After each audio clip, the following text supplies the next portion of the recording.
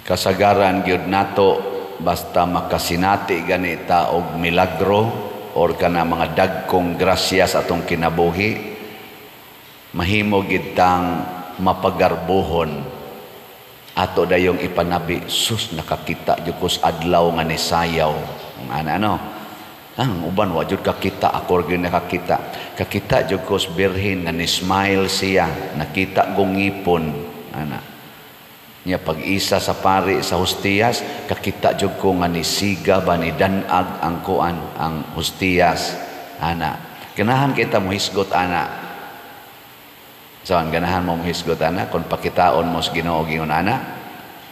Ganahan abi baya nimo no nag-wheelchair ginang akong mama pag-adto ginamo dito atong dapita, sus naayo siya nakalakaw gidayon instant yun gibilin ko namong wheelchair dito. Ana ganahan kita mo hisgot ana balik-balikon ginan natong hisgot, mahimutang murabag mapagarbuhon nga gitagaan tag pabor sa Ginoo. Nga akong anak baya no sus take one ra gyud sa bar exam top notcher pa ana murag pertigo taon na itong makaampo anak ka ng ting board exam, hapit ko tanang santos nga mahikap hikapon god nya moingon dayon pasar dayon, so salamat sa Ginoo. Hasta sad kaming mga pari, salamat sa Ginoo nga naordinahan gyud ko. Moingon sa proud sa kayong mga ginikanan o ang mga parente, so kanang among kuan pag umangkon kanang akong apo ana baron, sus grabe gyud ka istanan ang grasyas Ginoo na pari gyud na madre gyud. Ana ganahan kita magsigpanabi ana, tutukan man ko ninyo, gilingi ako no imong tupad ing unsay grasyas Ginoong gihatag nimo karong simanaha ing nako no ana. Unya ang nakaapan dili taganahan mo hisgot sa atong mga sala, di taganahan. Kung pwede tabunan gid natong atong mga sala, di gyud na nato hisgutan. Kinsa may proud ni abebaya nimo no nakapangabit baya ko. Karong si manaha 14 akong pamakak, mga kalima jud ko nakapamakak sa akong bana. Mohisgot ka ana. Abebaya ninyo no nakapangawat baya ko dito sa among opisina. Ana. Dugay-dugay na gina akong gibuhat. Wa gyud mo hisgot ana. Nakapanglibak baya ko. Ana. Ang atong hisgutan hinoon ang mga apan sa atong isig katao, labi ginang wa ta kauyon. So maritison dayog maayo ana. Kana bitang mapili ka pagka opisyal sa usa ka dako kayong institusyon sama anang nasod, mahimo kang elected government officials, unsa man na grasya na o dili? Tubag kusga unta grasya na oy, pertinda ko agrasya ma-elected kag presidente bisan gani hangtod barangay konsihal, pagkadakong grasya na unsa may requirement ni Kristo para ang grasya dili mahimong disgrasya. Ingon siya diri, pagkaalaot ninyo Corazin, Betsaida, kaysa kadaghan sa mga milagrong inyong nadawat, wa gyud mo maghinulsol sa inyong mga sala. Wa man napasabot nga kaming mga pari nga naordinahan, kamong nakapasar sa board exam, kamong nangaayo sa sakit, kamong na-elected mga government officials o nga-promote diha sa inyong kompanya pagka-officer, wa na magpasabot tungod kay gitagaan mo anang maong grasya, wa tay mga sala. Naatay mga sala. Ang gipaabot es Ginoo ikadawat na to grasya, maghinulsol ta sa ato mga sala. Kana bang kamautang mo ingon, di ko angayan niini. Kining mga Franciscan sa maaning San Buenaventura, Saint Bonaventure, ang gipromote gyud ana ni Saint Francis of Assisi kana yung pag-ingon, dili ko angayan atubangan sa Ginoo. Giofiran ko ni si Saint Francis of Assisi nga himuong pari, wa gyud siya mosugot kay di siya angayan nga mahimong pari. Murabag grabe ang iyang pag-ila sa iyang pagkaubos. Uy, ma-proud naman hinoon kaayo. Tabunan naman ang sala. Ibulgar man hinoon ang mga sala siyang isig katao. Usahay, butang-butangan pa nato og sala atong isig katao. Tungod lang kay naglingkod na kasagahom. Imo naman hinoong gigamit imong gahom sa paglisod-lisod sa imong isig katao. Pinaagi sa pagsigig highlight sa ilang mga sala. Unya, imong tabunan ang imong sala. Ni ay mga panghitabo sa atong nasod karon, diin ang atong gobyerno murag mga amang og mga bungol og mga butang kun ang mga panghitabo nga salawayon anha maigo sa ilang habig. Unya, abtik kay sila bakba, abtik kay sila og mata, abtik kay sila dunggan nga mo aksyon dayon basta ang mga panghitabo nga dautan tuas ilang kaaway sa politika. Gitawag ni siya pamulitika. Subo palandongon. Kanalang impeachment ni BP Sara. Mga kaso man na niya itong 2022, 2023, gibanhaw pagbalik.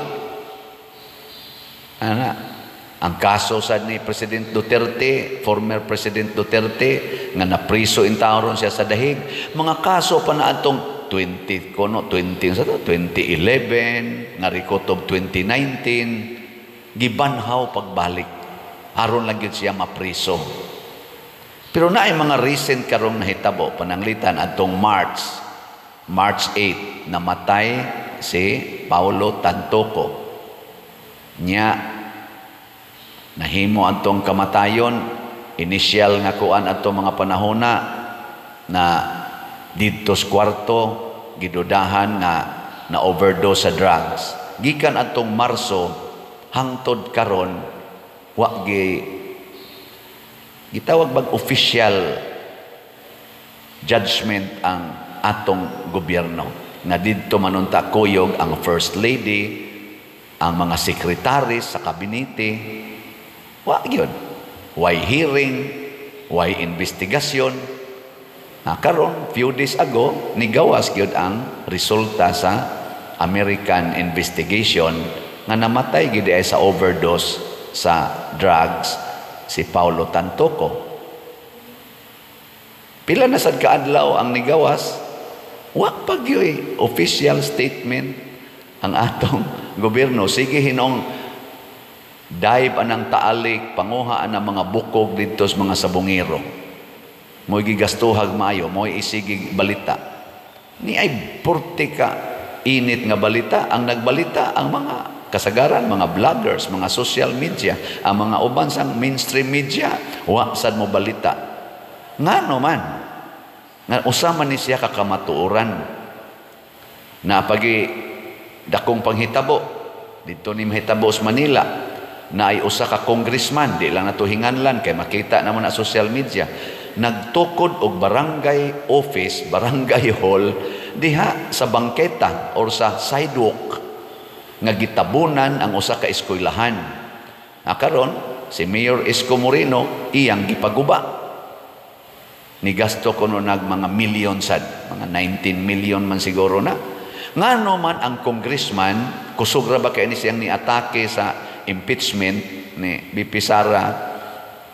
Ngano man nga nakaako man siya pag-approve nga tukuro nang na ang building perti ra bang gamaya, duha ra man tingali na kadupa tingaling iyang building nga gihimo niya niabot pag yung mga hapit 4 story or 5 story ba to niya, mga duha ra kadupa ang space niya, gapa picture pa dito, butang-butangan pa og barangay number naagi pahuot sa sidewalk. Di ta ka imagine, wagi hisgot, why hearing, why gipatawag sa kuan hangtod karon, ambot kanus aka na ipatawag. Di ba? Napatoy pag-eleksyon nagi himuan ginagproyba nga daghan kay anomalya, wa gyapon hearing nganong ang imong machine nga gigamit mag-overvote man, mag-undervote man, nya nganong mga code diha di man parihas. Ana, wa gyapon hearing. Naasad to'y budget na to nga daghang blanco giangkon sa mga senador o pipila ka mga congressmen nga naay mga blanco sa BICAM, wa gyapoy hearing. Ngano man tungod kay naas ilang habig. Mao ni ang kontras Ginoo nga kamong naas gahom unya inyong tabunan ang sala imbis maghinulsol og magbag-o, inyo na hinong tabunan ang sala nya siging atake ana mga sala sa laing tao.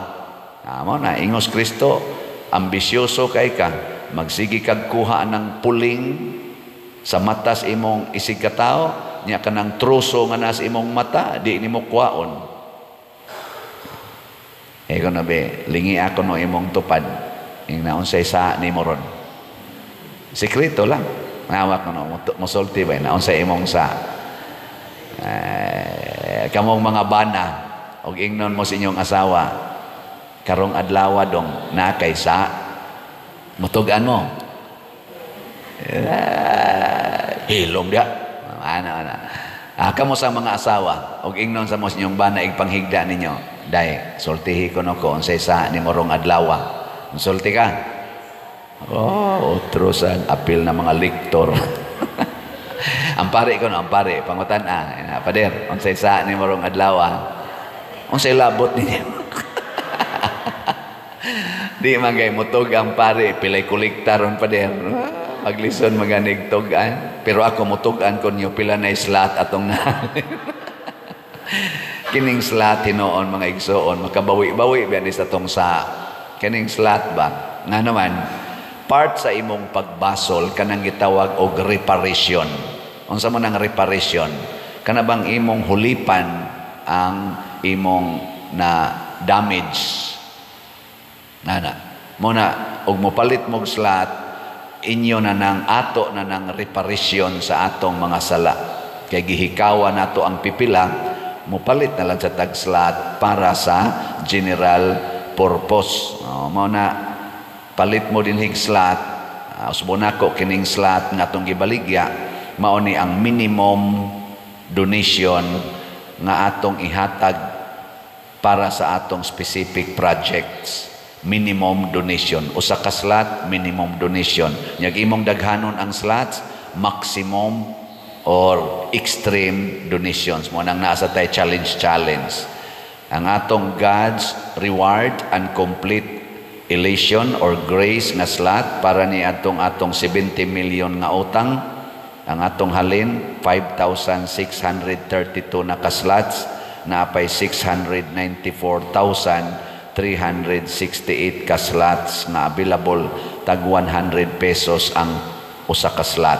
Nya do na ni say 70 slot challenge 7,000 ang presyo, 26 na sad ka challenges ang atong nadawat.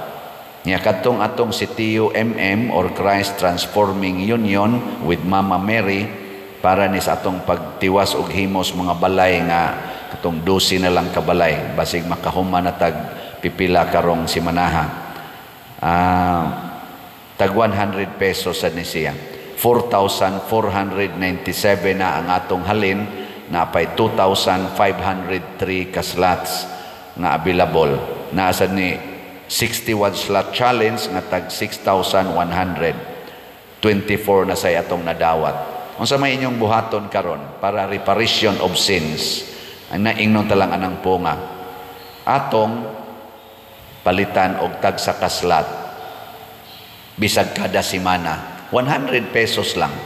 Ikaw nga nakadungog aning akong wali o kining akong announcement about slot og naa kay 100 pesos ipadalangan siguro alang nga mapadala ninyo sa proper way. Ato mang gina-flash dinhi labi na inig offertory song, ato mang i-flash ang ato mga official contact numbers, contact persons ug account numbers mo lang na isunda sa inyong pagpadala dinhi sa inyong donation. 100 lang. Namoy 100 wa. Palit dayon. Bisag ka usalas usak semana. Mao bitaw ning niingon sila na nangutana na kung pipila ka igsuon ako mga pare. Padre, sige makag-announce anang imong 70 million nga utang. Unsa man ang utanga nga nagbaligya man unta kag slot akong usbon. Kining atong kumbento, ang original budget ani is 35 million. Nya ang actual natong na-increase sa iyang original plan nahimong 40 million. Nya kay gi-additionalan pamanggid nato ang roof deck, ang kanang imahin sa ni San Vicente, napagyoy elevator, wa na nis original plan. Nya naapagyoy kusina, ni additional pagitagpalit og yuta diha.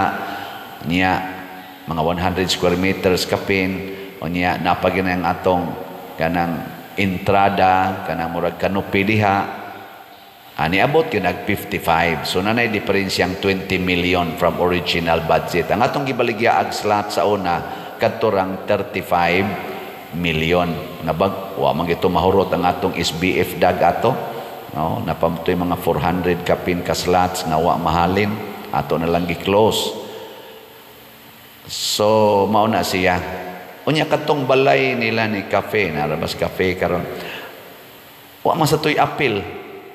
Nya kay ang ilang balay nabati na kay gitabunan nas kumbinto, ang kumbinto nabati sad kay gialihan sa balay, nasud ato ilang balay dire.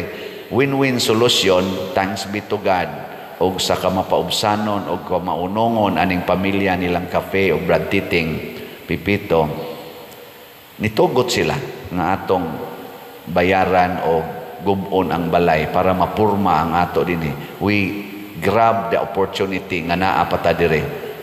50 million ang atong budget. So 70 tanan. Mao na ang atong kuan karon sitwasyon. Pero humana atong kumbinto.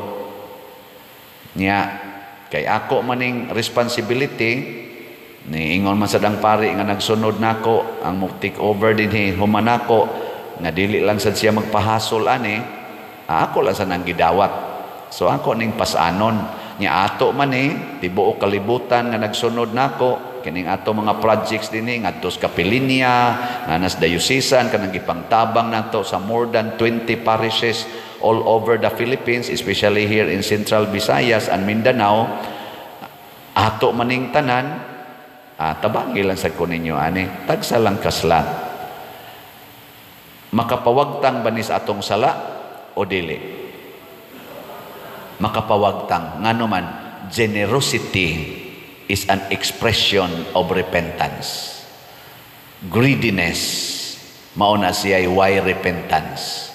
Kinirong ato mga government officials nga mga hakog kais ilang gahom, nya tabuna nila ilang sala, atakihon nilang ilang kontras politika, matod pa ni Kristo, itambog mos imperno. Pero magsigitag panghatag, bisan pa man natay kahuyangan, ang Ginoo mo tan-aw nato, nga ang imong mga maayong buhat, igo ng pruiba nga nagbasol ka, huyang lang yun ka, mo nang dili ka kapugong yun totally sa imong mga sala. Pero ang imong pagka-generous ngadto sa imong isig katao, igo na nga i-count sa Ginoo. Ningon maganing Ginoo, bisag maghatag lang kag usa ka basong bugnawng tubig ngadto sa akong labing ubos nga ulipon, gantihan na ka. Unsa nakag usag yun kaslat ang imong paliton. No, di ba? Kana na lang itong bawi-bawion. Okay. Katapusang lingi sa imong tupad. Ing namura na biya kong na-convince. Namura na kong na-convince. Kada simana na gyud ko ron mo palit og slot.